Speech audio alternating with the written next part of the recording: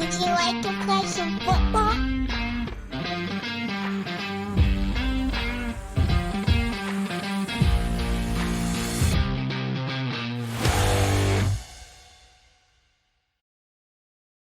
Hey, welcome to another edition of Gridiron and the Gospel of Faith and College Football Podcast. It's been a week since the college football playoff ended and the football season ended, and we are in withdrawals here. My name is George Schroeder. And I'm Brad Edwards, and let's take a little time, George, and we'll discuss the college football playoff. Which, if you missed the Dr. Pepper commercials, maybe it's news to you that it was a month-long celebration, right? It took a month for the playoffs to play out, and that was different. So we'll get into pros and cons of that. What do we like, and then maybe a little bit about the playoff field, and I think especially once you get to the quarterfinals and looking at the coaches who are in there. Is there anything we take away from kind of looking at the profile of the coaches? And anyway, just a fun season wrap up for us here. Yeah, absolutely. And look, there are only two seasons in life for those of us who are college football fans. There's college football season, and there's waiting for college football season. And the long dark winter has begun, right? But it's the long dark winter started later because this was the longest college football season we have ever had. And by the way, next year, because of the way the calendar falls, the playoff championship game is set for January 25th. What is this, the NFL? Yeah, so it bought us another 2 weeks or saved us 2 weeks of the offseason. That's good. But we went into the season, right, back in August, cranked up this season of Gridiron and the Gospel of Faith and College Football podcast saying we don't really know what's going to happen. We know it's still going to be college football out there as we watch it on the field, but it feels like everything is different. And so with sort of the lens looking backward now, Brad, what was different? What was the same? What do we like? What do we not like? That's kind of what we want to get into today. Yeah. Well, let's start with what do we like? What were our favorite things about how the season was different? And I'm going to point to the end of the regular season. I would say maybe the last 3 weeks, so last 2 weeks in November and then the championship Saturday.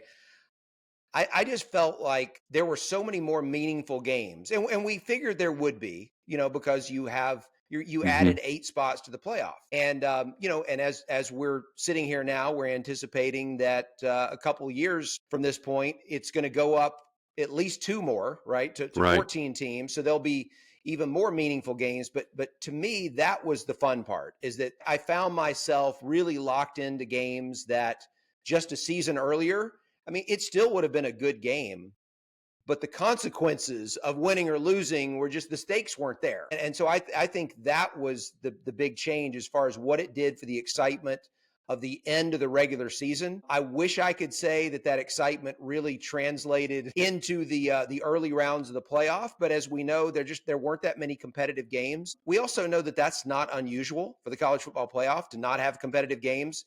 But that's for those the way the semis have been, right? Yeah, exactly. But for those who were hoping that, hey, we're just going to get just track meets and, down to the wire and all that. I mean, it didn't pan out that way, but I think the end of the regular season was the big win as far as I'm concerned in year one.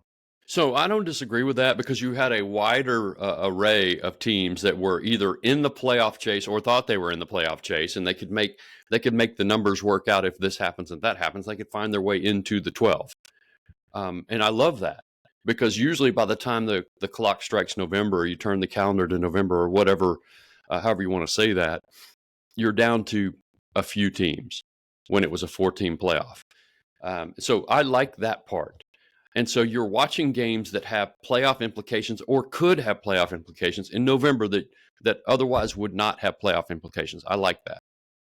On the other hand, you're watching games that used to be the be-all, end-all, and maybe they shouldn't be, but they used to be the be-all, end-all, and now they're not. And they're, Exhibit A is Ohio State and Michigan. Ohio State was clearly the best team. By the end of the year, the end of the playoff, we all agree with that. But they had as bad a day as you can have against a mediocre Michigan team. Now, Michigan went out and played well in the bowl game, right? But they had about as bad a day as you can have and lost at home to Michigan. And yes, the atmosphere in Columbus was bad. bad. And people were treating Ryan Day poorly because they lost their fourth in a row against Michigan. And by saying poorly, I mean, I'm like understating it by about Right. Yeah. 1,000, Yeah. exponentially worse than that. But they're still in the playoff because it's a 12-team playoff. They would not have been, with their second loss, losing to a mediocre Michigan team. They would not have been in a 14 playoff. Right. And Even because though it also kept them out of the Big Ten championship game. Right. The first Yeah. loss was a fine loss. You Yeah. lost when you ran out of time at Oregon, a great game between two really good teams. The second loss was terrible. So on the one hand, man, it changes the what the rivalries are. But Nick Saban made a pretty good point on game day, I think. And I don't know, the coverage is ubiquitous, right? So I don't know exactly when it was, but sometime during the playoff, which was this. It's not, we think that's just now that suddenly Ohio State, Michigan doesn't mean quite what it meant. And it's, there's no question it's true, but he makes the point that Alabama has, gotten beaten. You can go back to 2017 by Auburn, got beat by Auburn in 2017, ends up, because Auburn loses in the SEC championship game, Alabama ends up in the playoff and then wins it. That's when Tua came in the second half to beat Georgia. So it's happened before. And his point was, nobody but the Auburn fans really care a whit that Auburn won that game that year. Now, okay, I think the Ohio State fans still care. Don't get me wrong. There's a different level, and I know the Iron Bowl, but there's a different level of angst and anger and everything else. But it doesn't matter as much. Nick's right about that. But his point was, it turned out it didn't always have to matter, even in the 14 playoff variety.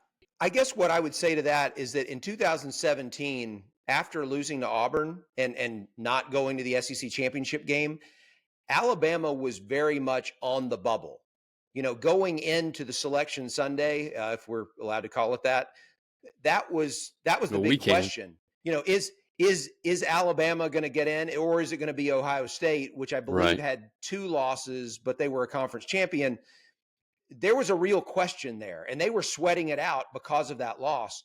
When Ohio State lost to Michigan this past season, there was no doubt they were still in the playoff. It was just a question of what is their seed going to be. In fact, we were all pretty confident they were still going to be hosting the first round. So it wasn't one of those that was devastating or even potentially devastating to your postseason hopes. If they weren't as good as they are, if they were a lesser team talent-wise, then maybe the difference in seeding and where they got put on the bracket would have prevented them from that spot to be able to win 4 straight games. But they were so good that it really didn't make any difference. No, that's right. And that's a good point. But as much as I like, to go back to our larger point, as much as I like, just like you, the fact that there are many, many more meaningful games in November and really throughout the season, but in November especially, many more meaningful games than at any point previously in college football history. None of the games means as much, if that makes sense, or at least none of the rivalry games are really, they can be all end all, but they're not just by definition be all end all. One good example of I think what you're getting at is it wasn't a rivalry game, but the SEC championship game. Georgia, Texas comes down to the wire. And in fact, it went to overtime, I believe. And Georgia ends up, winning it at the end. And it was a fun game to watch between 2 really good teams with a conference championship hanging in the balance. But as far as the playoff went, all it was really determining is who was going to get a bye, and the other team was going to end up hosting the first round. And we could even have the argument now, is it better to get that bye and have to sit there and wait a month in between games, or to take about 2 weeks off and then play a game on your home field and then get about 10 days before you have to play again? Look, I think the analytics would tell you that eliminating that one game is still giving you a higher percentage chance to run the table and win the whole thing. But there certainly is an element of it. And look, and the only sample we have is year 1, where the 4 teams that got the bye all lost the first game. I don't think that's going to be typical, but there certainly is a question is, does it really help you to have 4 weeks off and then to have to play against a team that played just 10 days earlier? Let me tell you how it helps you. And you know this, and you would agree with me on this, but It helps you back. You remember when Jalen Hurts and Tua would have their ankle injuries and they would get that, I don't know, was zip tie surgery or whatever it was called. Yeah, the what was it called? This You you know, I threw me mean, off when you said zip tie, but it was I don't some know. tightrope surgery. It's you don't like zip Yeah, tie, yeah, but whatever. But when you are banged up at the end of the year, and I don't just mean the quarterback, the star. I mean, when you're banged up at the end of the year, I think getting that rest time is a big deal. And I do think we're going to see top four seeds win this thing as it plays out over the next few years. I don't think that's. I don't know that this was an anomaly this year. I just don't think we should go, okay, we're always going to see these teams run the table with an extra game. But it's just, yeah, I don't think we'll see that. Let me tell you, one of my favorite things I think was watching, and I'm glad the Bowls are in the playoff. That's me, okay? So I'm that guy, right? So if you don't like Bowls, whatever, okay, I hear you, listener. I'm glad the Bowls are part of the playoff, and they're going to be part of the playoff going forward for a while anyway. It's part of the fabric of college football. It's weird. It doesn't make a lot of sense anymore, but it's part of the fabric of college football. However, Indiana at Notre Dame on a Friday night, December 20th, to open the playoff, to have a home game in December, a playoff game, was a lot of fun. And then obviously the next day you had more games, had right? three of them, yeah. Three of them. And that was a ton of fun. Clemson at Texas. You had who? You had Tennessee at Ohio State. That was SMU at Penn terrific. State, And yeah. SMU at Penn State. Have those, for years we've been talking about what happens when one of those teams gets an SEC team has to go up north, right? And it did happen. Tennessee at Ohio State, and Ohio State rolled them. But we're going to see Ohio State in Tuscaloosa one year. We're going to see, Michigan playing down in Gainesville. It's going to be tremendous. And so I love the home playoff games for the quarters. I hope, or I guess the first round. I hope they don't do it for the quarters. I don't think they will anytime soon. Some of you guys would probably like to hop on, and I'm sure lines 1, 2, 3, and 4 Yeah, no, are I flashing. would like to see it for the quarters as well.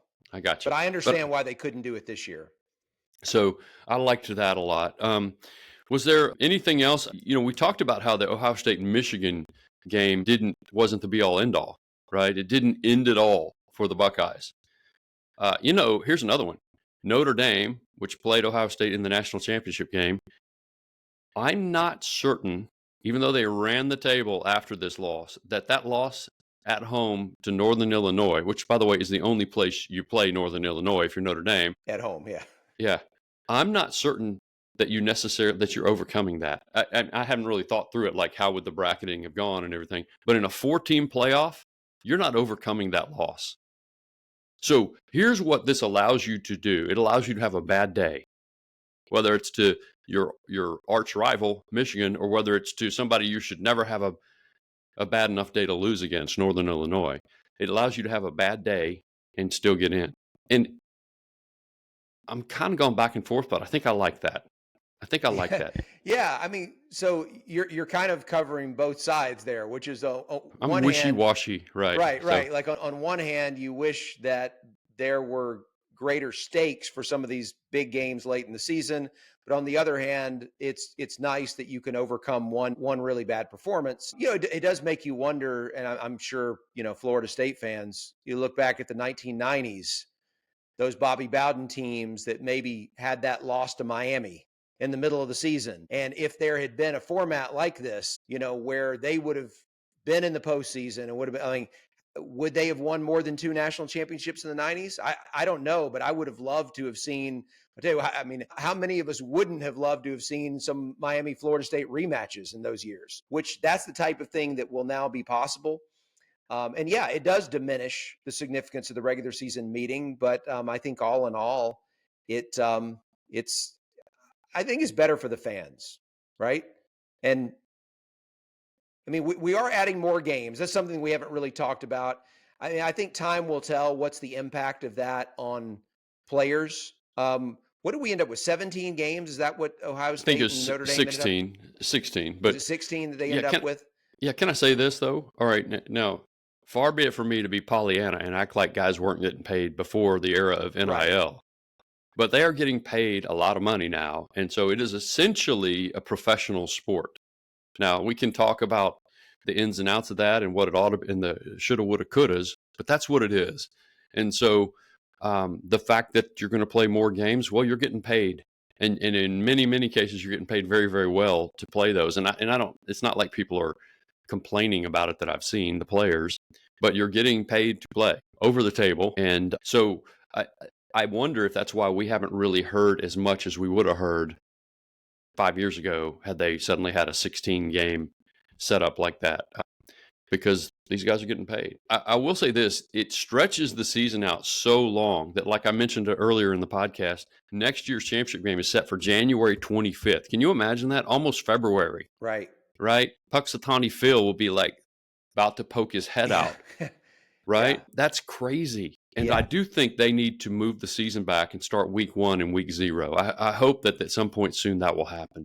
Some other things I think we might see happening as people begin to think through things. It kind of goes back to one of the things you said was, what's the utility of conference championship games? Obviously, your conference champion gets an automatic berth, which is great.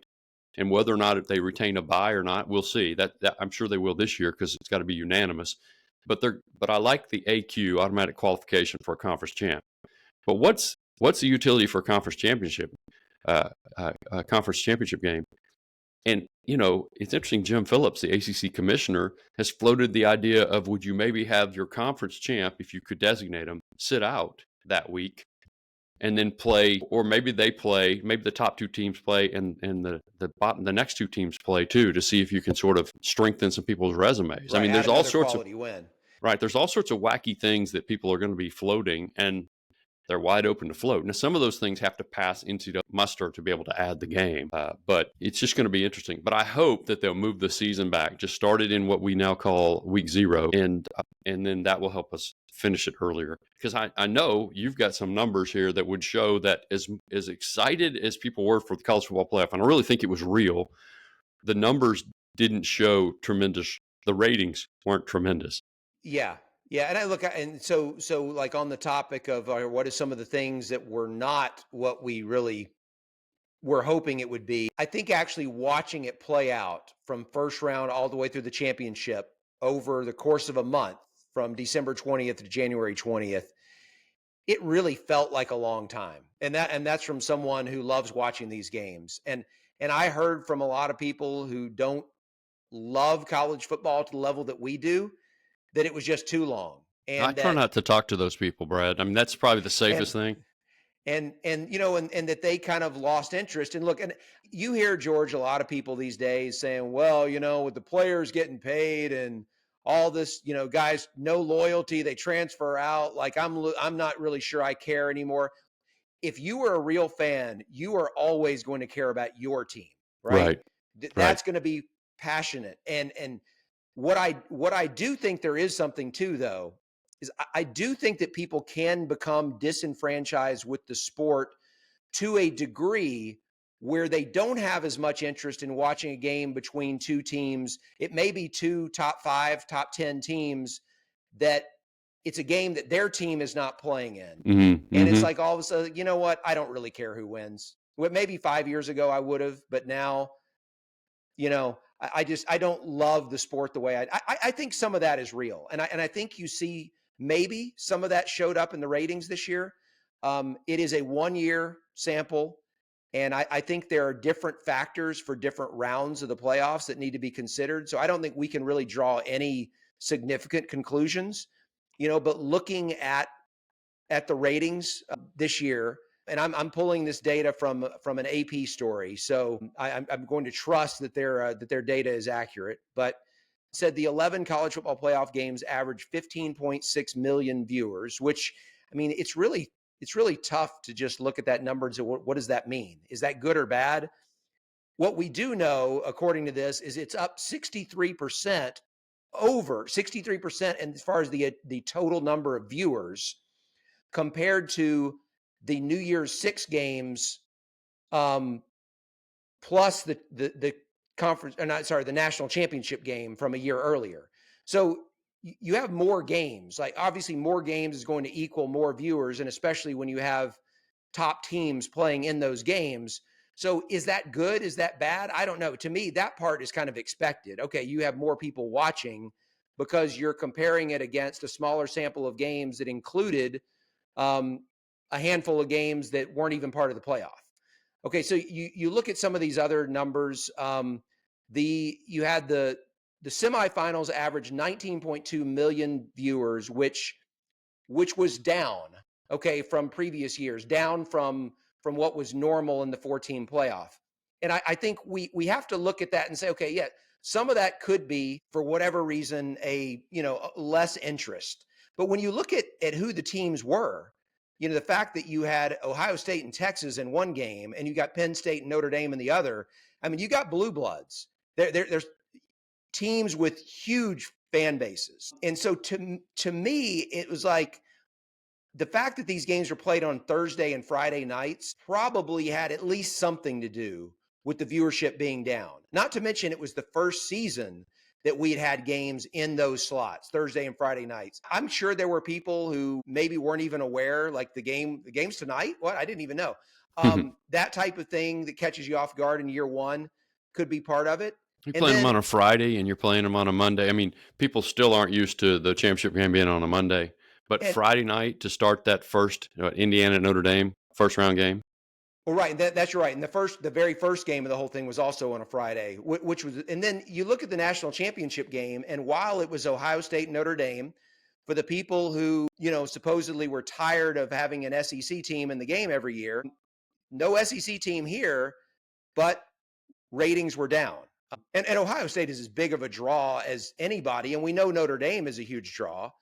So what was it? I mean, it was, the playoff championship game has been on a Monday for however many years now. That wasn't. I got a theory. Go ahead. My theory is it's kind of what I was alluding to earlier. It's a week or two later than it's ever been, and we're not conditioned for it to be that way. It was an adjustment when they moved to where the +1 game became a week after New Year's Day or whatever. And we've kind of maybe adjusted to that. And all of a sudden, you're 2 weeks past, at least. I mean, you're going to be 2 weeks past New Year's Day a lot of times. New Year's Day is, I heard somebody describe it this way, as sort of the high holy day of college football. And it's, not necessarily that anymore, although that's, still when you see those, that's when the Rose Bowl and the sun sets over the San Gabriels and all that, that's still there. But that's when it sort of ended forever, right? And now it just sort of continues. Now, it's not going to, it's not going to go back to finishing on New Year's Day, period. That's never happening again. But it doesn't have to finish on January 25th like it's set for next year. And so I think that some of what happened was that, because it finished January 20th, right?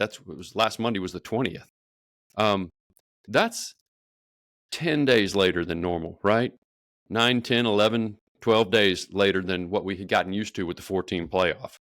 I think that now that accounts for the final game. It doesn't account for ratings, lesser ratings in some of the earlier games. But I do think people are like, oh, they're still playing. And we're talking about sort of the casual fan here. Right. We're probably not talking about the listeners to this podcast. But the casual fan is like, college football's still on? I thought Ohio State already did that, or whoever. That's my thought. It's where it is on the calendar now. I think there's some of that. And as I mentioned earlier, I think some of those fans who maybe have just become a little frustrated with what college football has become, if their team is playing in this game, absolutely. They're right in front of the TV and they're watching every second of it. But if their favorite team is not involved, or let's even say in the case of the SEC, because we know whether they love or hate each other, they love to watch the games when they're playing in it. Right. I don't have any data to say that viewership was down in the South, but I'm just assuming that could be one area where, hey, there's no SEC team. So maybe a lot of people who typically would have watched the game kind of checked out. That could be, yeah. That's a possibility. And one other thing I'll throw, and I think this has been an issue for as long as the games have been on a Monday, is that when people have to work the next day, or in other cases, kids getting up and going to school the next day, if the game gets out of hand in the first half, and even though Notre Dame came back and made I don't want to say they made a game of it, but they certainly, Well, I think they did. Yeah. yeah, They they made a certainly game of made it. Ohio State a little uneasy there toward the end. Hmm. The fact that the game seemed to be over at halftime, or at least trending in that direction, where at least by the first drive of the second half, you thought it was over. On a Monday night, I think that's when a lot of people turn it off and go to bed. And whereas if it had been a Saturday or a New Year's Day afternoon, a lot of people might have stuck around and watched it all the way to the end. And so that I think that's an issue you're always going to have on a Monday. And the fact that Ohio State really took control of that game by halftime certainly didn't help the rating. No, I agree with that. And I would say this first. I always loved when I was covering the sport to look at the individual ratings, like Birmingham, regardless of who was playing, was like the epicenter of college football watching, right? Something like that, right? Because then it just shows you where the passion for college football is. But let's keep in mind, though, to get away from I don't know if the South watched less. We don't know that. But let's keep in mind the reason they're playing the championship game on Monday, which goes back to when it was a 14 playoff, is because they have impinged upon the playoff season for the NFL, and the NFL decided they're going to play on Saturdays and Sundays in the early rounds. And so you don't have a free weekend day to play. And so they went to a Monday to try to avoid the NFL because you're going to get dwarfed by the NFL. And ESPN, which of course is televising these college football playoff games, doesn't want to run up against the NFL either. And in fact, they're televising some of the playoff games since they have the Monday Night Football package. They do some of the playoff games too. So it has to do with the calendar again, because you're getting into January is traditionally only NFL. And they have always decided we're going to play, we own the weekends and there's never any competition. So you're stuck on a Monday night. It was kind of the best of.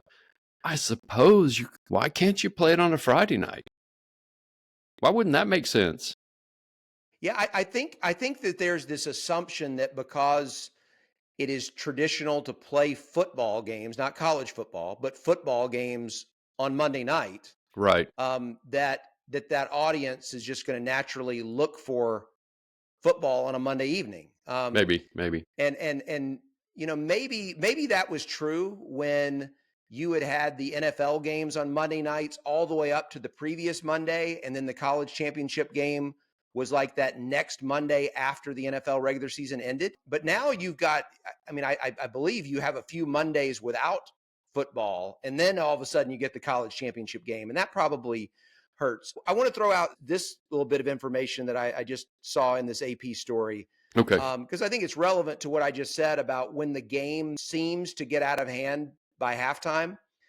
So in the playoff era, it says the three least viewed of the 11 college football playoff championship games have occurred in the last 5 years. And I'll tell you which games they were. One was the COVID year, which was Alabama, Ohio State, which for ratings, you couldn't ask for a better matchup than that. Okay. Those two teams, but not only was it COVID, and so viewership was down in general for that whole season because of it, but Alabama really pulled away at the end of the first half. And that was an offense that was really difficult to stop. And once they got a cushion going into the half, the game seemed to be over. And it was. The Georgia TCU game from a couple of years ago, which literally was over at the half. There was no case to make not that literally, TCU was coming but yes. back.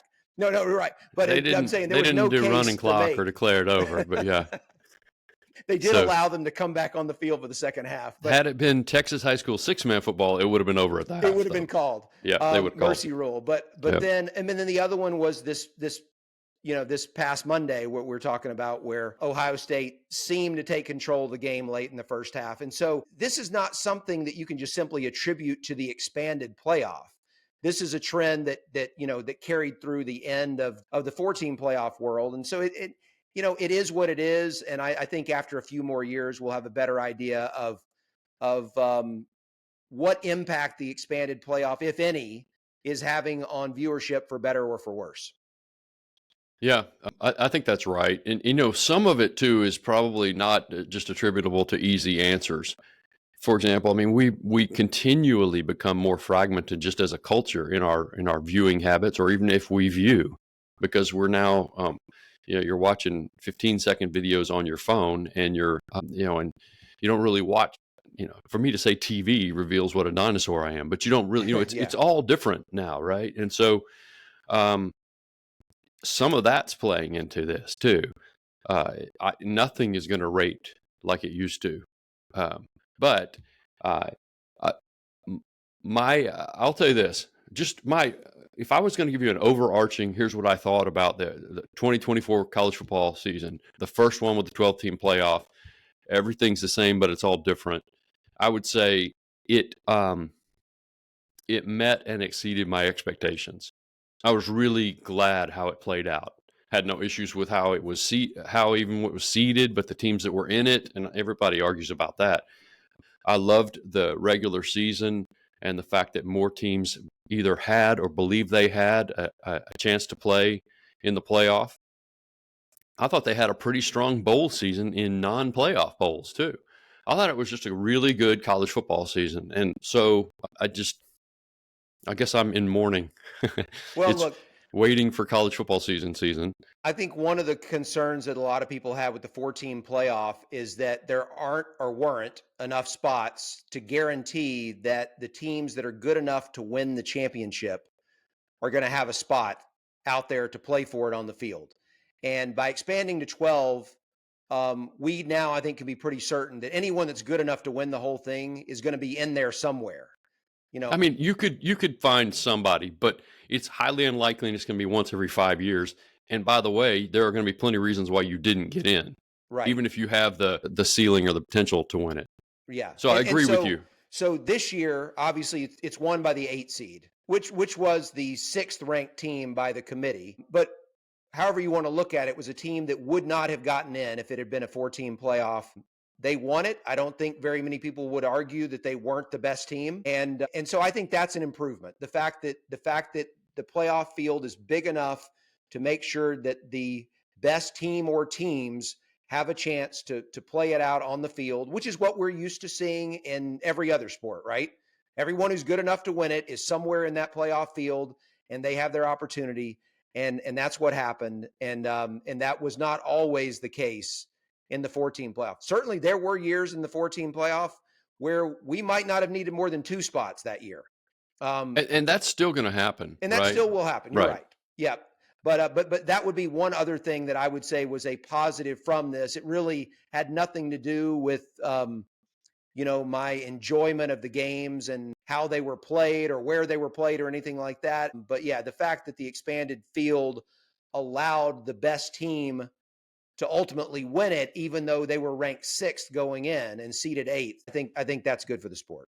Your favorite moment from the playoff, we were talking about this in our extensive pre-show production meeting, was the Texas-Arizona State matchup, if I remember right. Is that right? Tell me what you liked about that. Yeah, why was that your favorite moment? So I don't think necessarily that 5 years from now there'll be a whole lot of people be thinking back on the first expanded playoff and will say, "Oh yeah, man, that game, I'll never forget that."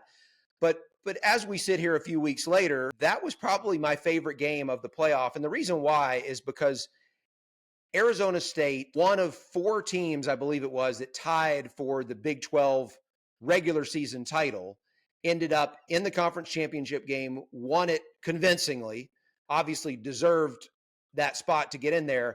But I thought they were overmatched against Texas. And Texas got out to a big lead.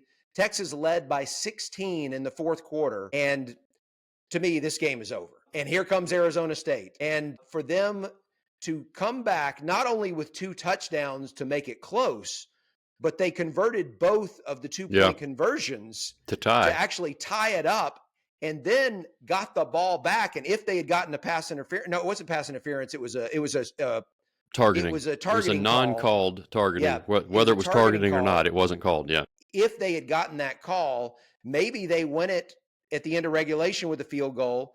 As it turned out, Texas failed to win it with a field goal at the end of regulation, go to overtime. Looks like Arizona State's got the game won, has Texas backed up 4th and 13, needing a touchdown.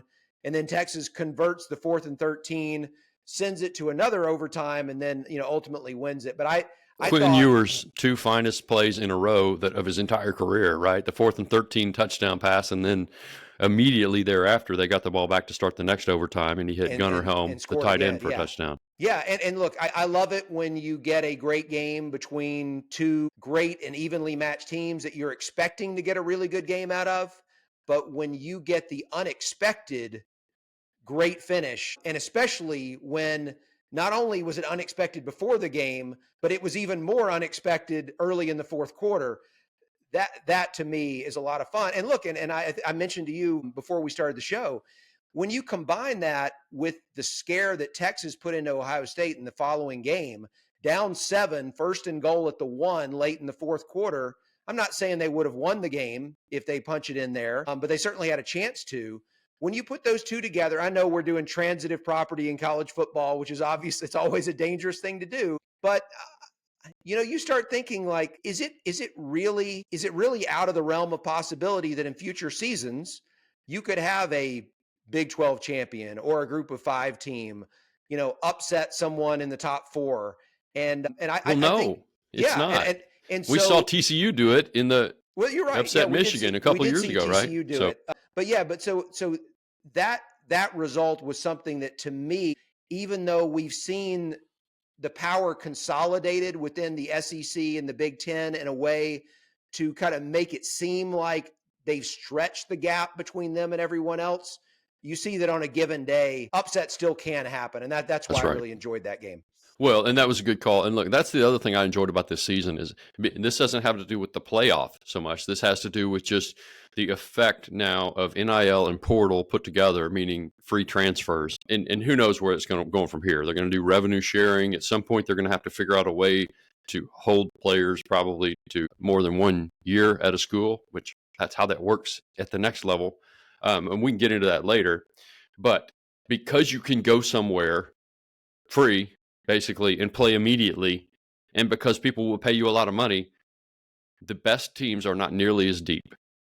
And you saw that, for example, this isn't necessarily brand new because this has happened with quarterbacks for a long time, but you saw that with Georgia when Carson Beck went down. Gunnar Stockton played well in that game against Texas, but it clearly was a big drop off. But none of these teams are as good as they were a couple of years ago, and so it has flattened the game.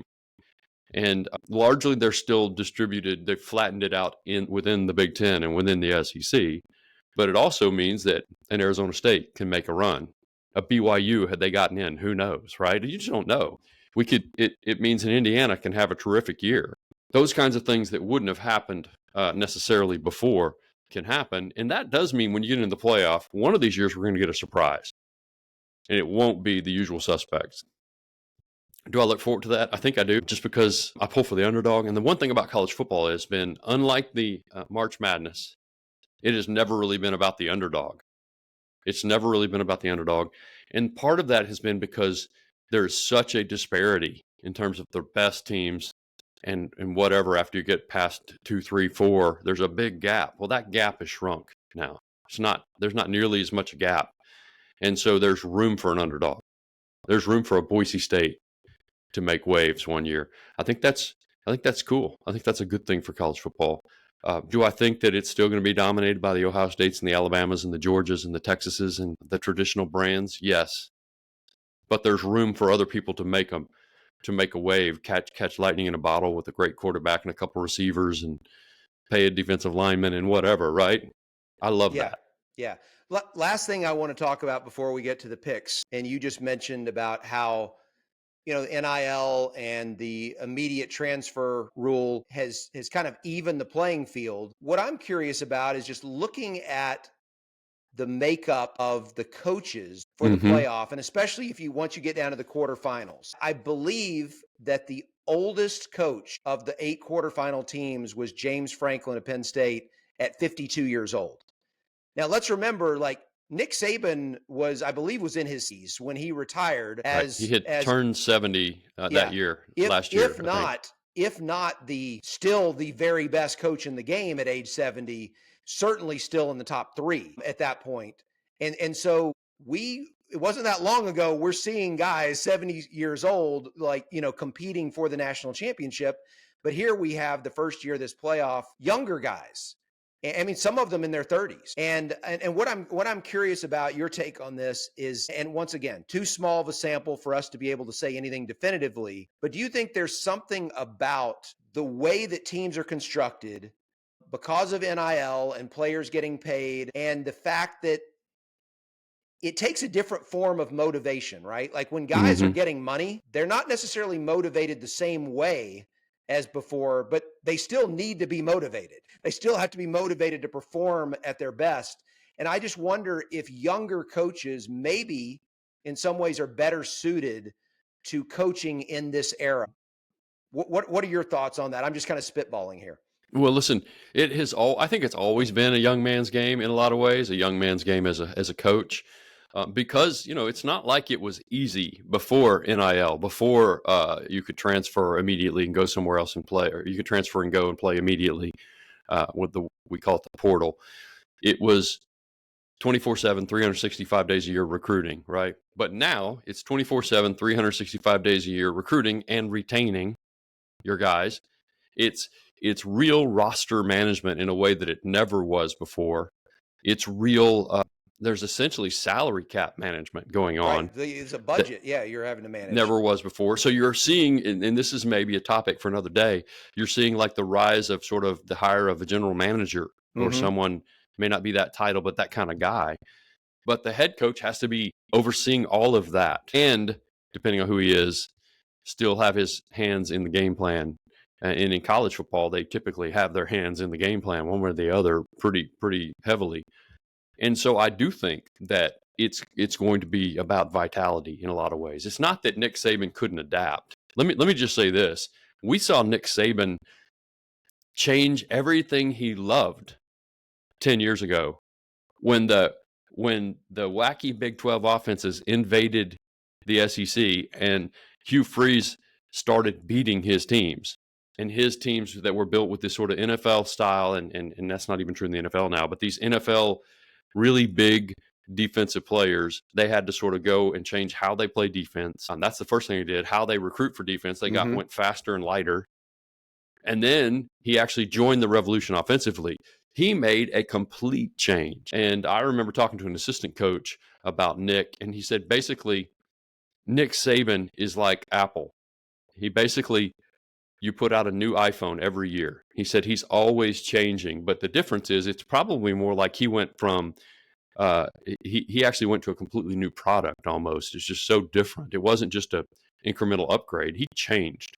So I think he could have changed and adapted. I just think you're right. He's 70. Does he have enough energy? And is this now a young man's game? We saw Mac Brown, of course, retire at the end of the year, forced out, actually fired, right? But and you could see that coming. But I do think it's a young man's game. You look around the country, and the guy in Indiana is 60, and he's about as old as you're seeing anybody. Yeah, Signetti. Dan Lanning's still in his 30s, I think, and you kind of go from there. Kirby's not yet; he's late 40s. Yeah. So Sark's I do think there's that something to that. Age. Yeah. Mm-hmm. Yeah. I do think there's something to that. So, all right. Well, good question. Yeah, and so I think while we're on the topic of coaches, let's get to our picks, because that's kind of the topic at hand here. Yeah, all right. And look, as for the last couple of months, we're grateful to the Faith and Sports Institute at Baylor's Truett Seminary for sponsoring the picks. Think deep, lead strong, run the race well. The Faith and Sports Institute is a team of athletes, coaches, chaplains, and scholars who provide theological education, compelling research, and formative practices for Christian leaders in sports. They got graduate degree programs. They've got online certificate programs. And this is something I really like. They have a Master of Arts in Theology and Sports Studies that is unique in the space. You won't find it at any other seminary, evangelical seminary or any kind of seminary, and it's fully online. They'd love for you to come to town and do an intensive or something like that, but it is a neat opportunity. And so they've got folks from Athletes in Action and Fellowship of Christian Athletes and pastors and all sorts of people enrolled in that. And it's a neat thing. And our friend, Dr. Paul Putz, who's a friend of the pod and a friend of ours, runs that. And it's a really cool deal. And so I'm thankful to the Faith and Sports Institute for sponsoring our picks. Yeah, absolutely. And George, you mentioned Mac Brown a little while ago, and that's kind of our jumping off point here, which is Mac was fired, as you said, from North Carolina late in the regular season, which left us with only two head coaches who had ever won a national championship on the college level as we entered the college football playoff. They were Kirby Smart and Dabo Sweeney. Now Ryan Day has added his name to that list, the prestigious three-man group that have the national title on their resume in college football. So the pick for this week is, we don't know if it's going to be next year or 5 years from now when we get a new member of that club. But who's your pick? Yeah, so Dabo Swinney, Ryan Day, and Kirby Smart are now your three, right? As you said, Ryan Day joining the group. I'm going to go with, and I mentioned him a second ago, one of these years, Oregon is breaking through. And so I'm going to go with Dan Lanning. Now, the other possibility for Dan Lanning is one of these years, somebody like an Alabama may call him, and then maybe he'll win it with some other school, right? And I realize that if my son George is listening, he is now about to throw his phone across the room. So I'm not predicting that. But I think one of these years, Oregon's going to win the whole thing. They could have won it this year. They ran into Ohio State playing at its best. Dan Lanning is in his late 30s. I think he's the next guy. That's the guy I would choose as the next guy to notch a national championship. All right. And I'm not going to take us down this rabbit hole, but I just want to mention, if things don't change from where they are right now in this world of NIL, I'm not sure that Alabama is a better place than Oregon, given all the Nike money and everything that's available. So I'm just throwing that out there, that just because somebody like Alabama calls doesn't mean that you automatically leave Oregon. Not these days in college football. I mean, we got fine mom callers on line 1 through 5 for you now. But so who would you go with? So speaking of NIL, I'm going to go with Steve Sarkisian because Texas is one of those places that is going to have as much money as anyone, as long as the rules are what they are, and you can essentially just pay guys to join your roster. You can use a budget to build a roster to fill all of your needs. Texas is obviously going to recruit well out of high school to begin with, but when they do have a weakness here or there, they can go out and find that guy from some other school. And so I don't think there's any reason that Texas or Ohio State and a handful of schools that fall in that category should ever not be in the college football playoff. It doesn't mean you're going to be good enough to win it every single year, but you should at least be in it every year. And in the case of Texas, I think they should be good enough to have a chance to win it most years. I think they might be everybody's favorite for next year, as far as that goes. There are a lot of people. Could be. So I'm gonna go with Sark, but and I think there's some other guys that we can discuss too who are worth mentioning as we're having this conversation. Okay, well, mention a couple of them. Yeah. So if we had this discussion a year ago, the first guy I would have mentioned was Brian Kelly, because Brian Kelly, I thought, did a fantastic job at Notre Dame. Now, after seeing what Marcus Freeman did this year, there's a name we might mention. Maybe Brian Kelly didn't do quite as well as was possible to do at Notre Dame, and we just didn't realize it at the moment. But I still think Brian Kelly is a really good coach. Obviously, given Ed Ogeron and Les Miles having won national titles at LSU, I think he's a better coach than they are. So there's no reason he can't do it there. I'm not saying I love his chance to do it in 2025. He's got the platform. He's got the platform to do it from. That's right. But he's in the spot, and he's a good enough coach to be able to win it there. So he would be one I would throw out there. And then another guy, and look, just because he had a disappointing first season, I wouldn't rule him out. You look at what Kalen DeBoer did before going to Alabama, and he had won at a very high percentage everywhere he had been. It was never going to be easy to come in and fill Nick Saban's shoes, and especially with players who are recruited for a system that's not the system that you want to run. Mm-hmm. And I don't necessarily think it's going to be next season, but I think at some point, unless the bottom falls out on him, I think at some point in the next 5 years, Kalen DeBoer is going to have one or two teams that are going to be good enough to have a chance to win it. And so he's another guy that I would keep an eye on, because that said, if he misses the playoff again, No, there's right, right. no telling whether the Alabama fans will they'll turn into Auburn fans and get rid of him. And that is why I kind of couch that, which is Yeah. that there's always a possibility things could go south and he's not there for 5 years. And But if then he my pick is, wins it at Alabama, Dan Lanning, right? So, and I'm kidding, that's but right. That's right. yeah, You listen, any others? Any others you Marcus can? Freeman. Yeah. I mean, I think we saw that they didn't have as many guys as Ohio State did, but they had a whole lot more guys than those Brian Kelly teams that made it into the playoff or made it to the BCS championship game and got blown out by Alabama did. Um, and I think he is the mold of the new young coach that you were talking about. And so I think he's a guy that we could see get that notch on his belt sooner rather than later. And that's hard. It's hard to do, right? There's a reason there's only 3. It's not because they don't want to do it. But I think he'd be a guy I might pick. And I'm sure as I look around, I don't know who the next guy that I would just go, oh, what about this guy? I'm sure we're missing somebody. I just don't know who it is. Well, so let me just say this about Marcus Freeman is that I think he already has built a roster at Notre Dame that if he had a future first round NFL quarterback, I'm not saying top overall pick, but just say one of the 3 or 4 best quarterbacks in college football, I think he already would be fair enough, in position to have a chance. He could have won it this year if he wasn't facing, let's say Texas had beaten Ohio State. I would have given Notre Dame a chance against Texas. I'd have given him a good chance against Texas. And listen, there's no slight to Riley Leonard. Right. There's no slight to Riley Leonard. He's just not that kind of quarterback you're talking about. I don't think everybody understands that. But you're right. Get him one of the blue chip guys and who's high on everybody's draft board and who knows. So, well, that's a good. So I've got Dan Lanning. You've got Steve Sarkisian. Those are pretty good picks. We'll see how it goes. Maybe one of them wins it next year. Who knows, Maybe. right? We'll see. Maybe they'll both be in the top 5 preseason, I'm sure. Absolutely. And we'll see where it goes from here. So, hey, we need to wrap up the first half so that we can come back and talk about our favorite thing, which is our shared faith in Christ in the second half of this podcast.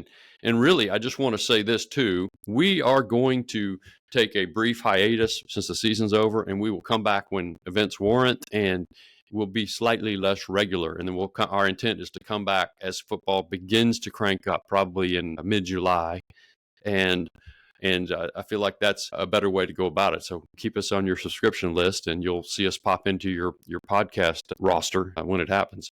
But we need to get to the other side and talk about our shared faith in Christ. So let's go ahead and do that, and we'll be right back right after this. The Faith and Sports Institute at Baylor's Truett Seminary is a place where Christian leaders in sports are formed and equipped through theological education, practical training, and useful resources. As a sports ministry leader, coach, athlete, pastor, or student who wants to learn more, you can apply for admission in an online or residential graduate degree program, take continuing education certificate classes, and participate in character and leadership practicums.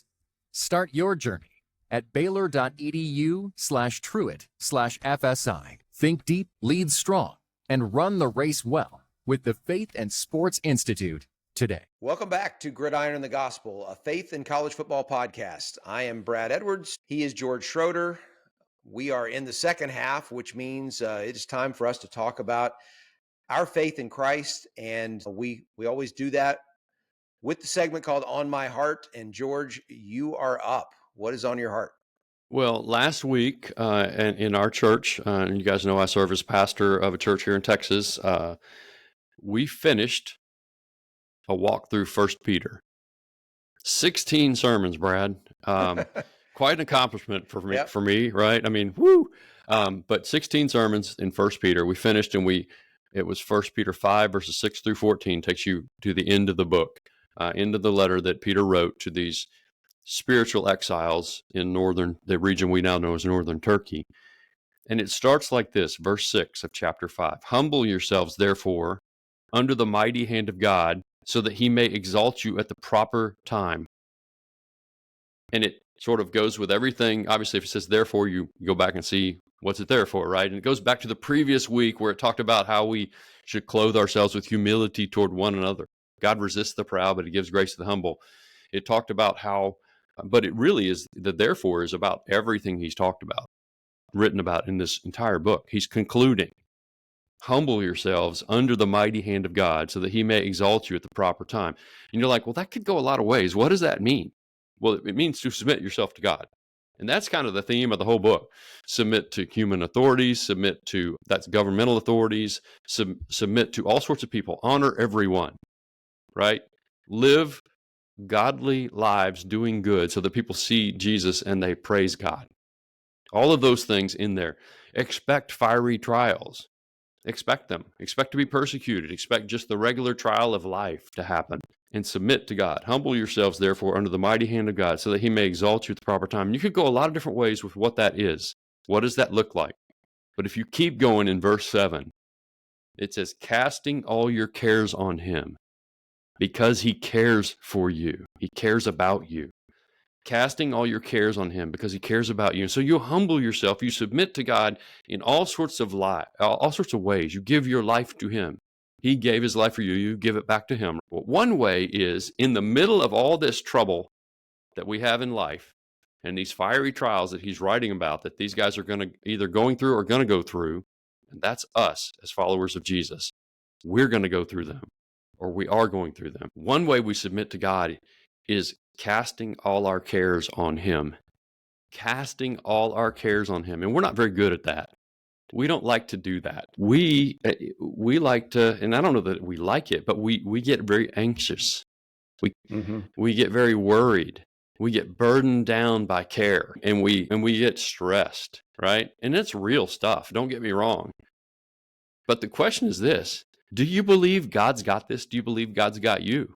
Do you trust him? In 1 Peter 4, verse 19, it says, let those who suffer according to God's will entrust themselves to a faithful creator while doing what is good.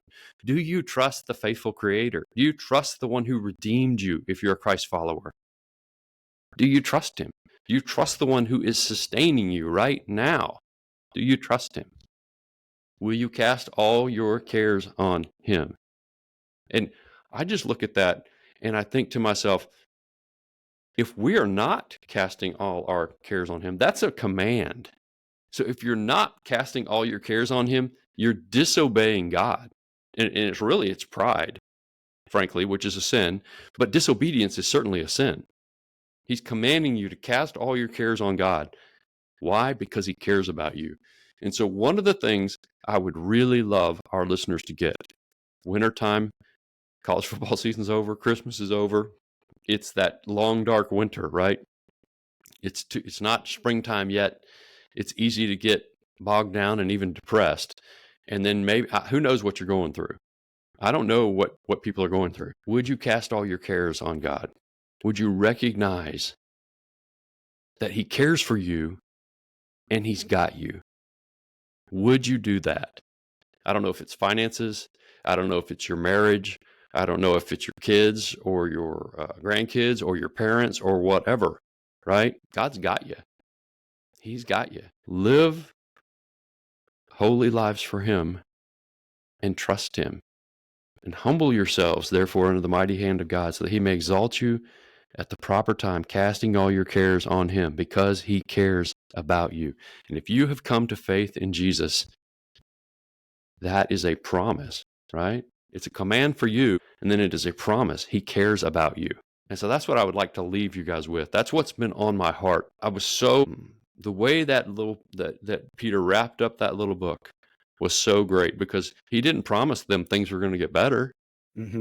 No, things were probably going to get worse. Nero was about to start. He was the emperor at the time. This is the Roman Empire, 1st century. Nero was about to start a campaign of persecution that Peter didn't know was coming, but it was about to get a lot worse.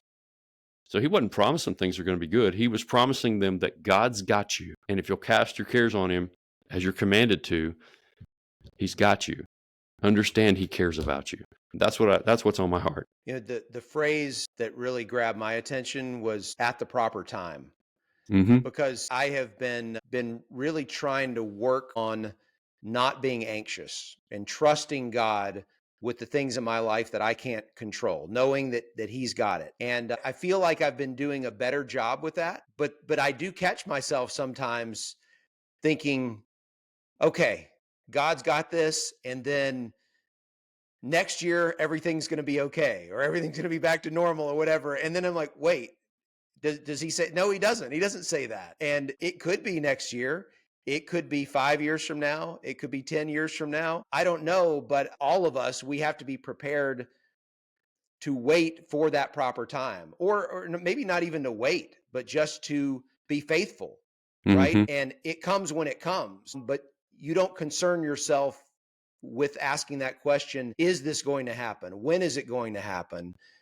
You just stay faithful. That's a real struggle. I know it is for me, and I'm sure it is for others out there, but it is just a reminder that while God does, we do know that God takes care of us, that he's looking out for us. There's no guarantee that the proper time for God is going to be anything like what the proper time would be in our minds. Or even the proper thing that we think is the proper thing is not necessarily what he thinks.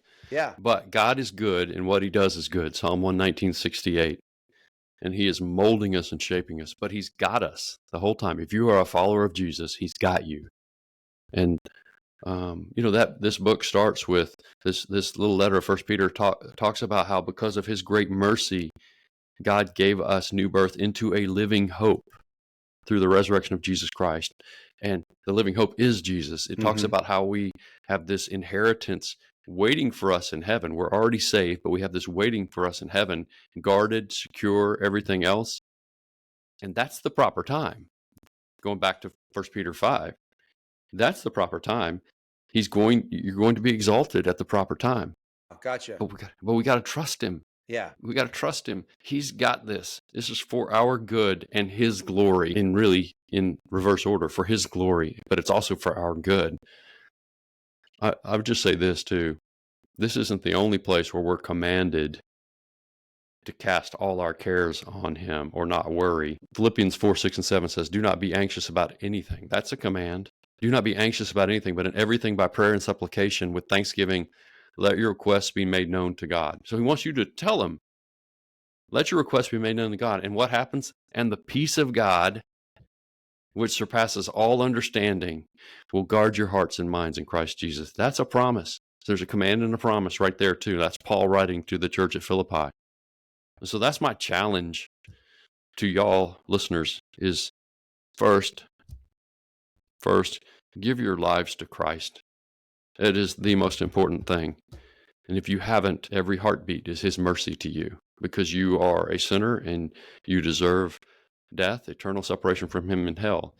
But God, because he loves us so much, sent Jesus to live a perfect life. He died to pay the penalty for our sin and rose again, conquering death. And if you'll trust him, turn from your sin and trust him, then the Bible teaches you'll be saved. Trust Jesus first. And then second, if you trust him for salvation, why wouldn't you trust him with these cares and concerns and worries? I promise you, they are so much lesser than the dilemma that faced you before you came to know Jesus. But I could go on, and I won't. That's what's on my heart. And that's my prayer for our listeners. And we definitely would love to talk with you. We'd love to talk college football, and we will. And we'll probably jump back on here when something crazy happens. And maybe we'll find a reason to jump back on. We want to do that. We love this podcast. But what we really love is talking to people about Christ. And so the people we've been able to do that with, whether it's a result of this or not, that's what really excites me. And I don't want to put words in your mouth, but I believe that's what excites you too, Brad. Yeah. And George, thank you for sharing that. And as we wrap up this season of college football podcast, Season 2. Yeah. Season 2. I just want to say to everybody out there, not only do we appreciate you listening, but when we have this opportunity to share different aspects of our faith and what's on our heart each week, if this has helped one single person out there in 2 years, it was worth doing. Right. And that's right. And that's what we're here for. Obviously, there's a benefit to us too, just to be able to share this with one another, even if nobody was listening. But our prayer is that in some way that some of the things that we have said have resonated with and helped some of our listeners, one of our listeners even, that is going through something similar. And as George said, if anything ever strikes you and you're experiencing something like we've described and you want to get in contact, we would love to talk to you And you can always reach us. There are two easy ways. One, email us at gridirongospelpod@gmail.com, or you can reach out to either one of us on Twitter or X, whatever you want to call it. He is at George Schroeder, and I am at J. Brad Edwards. Absolutely. And you can visit us online at gridironandthegospel.com. You can find us on Twitter or Instagram. The actual show, the pod, is at gridiron_gospel. And y'all be sure to rate, review, and subscribe in your favorite podcast app.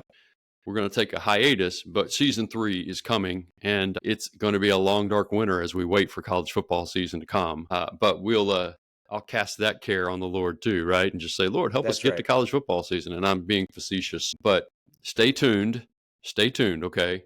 Because there will be more. Season 3 will be coming. More Gridiron and the Gospel of Faith in College Football podcast. Brad, I've enjoyed this. These 2 seasons so far. I'm looking forward to continuing to do it with you guys, with you and y'all. I just want to let you know, Brad and I knew each other a little bit, but we really got to know each other fairly well, despite living in separate time zones and despite not actually having done this show in person yet. We haven't done a single episode in person yet. We'd like to do that at some point, and maybe we will. But it has been a tremendous encouragement to me. You have, Brad. You're watching, just hearing about your faith and how God's working in your heart. And so I'm just so grateful that we have deepened a friendship. We've developed and deepened a friendship, and we'll just continue to do it. And hopefully you guys will continue to join us. Yeah, absolutely. And so, yeah, we love that, that you were a part of this journey with us. And George, I've not only enjoyed getting to know you better, but seeing you make this transition to being a lead pastor, and just exciting, just some of the little things about, just what's going on in your typical week, things that I think most of us don't think about that our pastors do on a regular basis. I just enjoy hearing about that. And I'm just praying for the Lord's blessing on you and your congregation.